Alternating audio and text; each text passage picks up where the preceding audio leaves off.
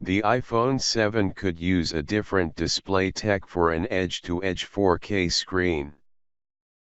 Since the iPhone 5, Apple has been using in-cell display technology for its phones, as by combining a screen, digitizer, and touch input into a single layer, they're thinner and lighter than the glass-on-glass panels Apple was using previously. That in turn allowed Apple to slim its phones down, culminating in the 6.9mm thick iPhone 6.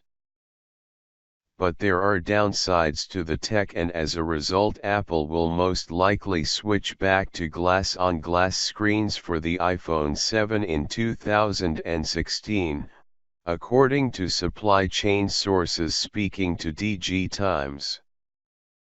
Production bottlenecks with in-cell panels are apparently holding back higher resolutions, such as Ultra HD 4K, so a return to glass-on-glass could mean we see a big resolution jump on future Apple handsets. Bye-bye bezel. In-cell touch panels also tend to be less sensitive at the edges, which makes it tricky to produce edge-to-edge displays. So that's something else we might see from Apple with the iPhone 7, especially as the phone will be due a redesign by then.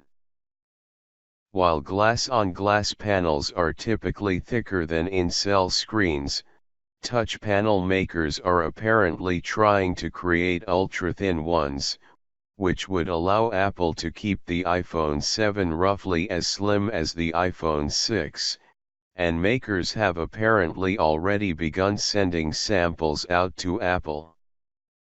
Apple isn't expected to make the switch in time for the iPhone SE XS, which is likely to be announced as soon as next week, but by the time the iPhone 7 rolls around we could be in for a display tech change. As with any early rumor, we'd take this with a massive dose of salt, especially as it involves moving back to a tech that Apple had previously ditched. Still, the justifications behind it seem sound.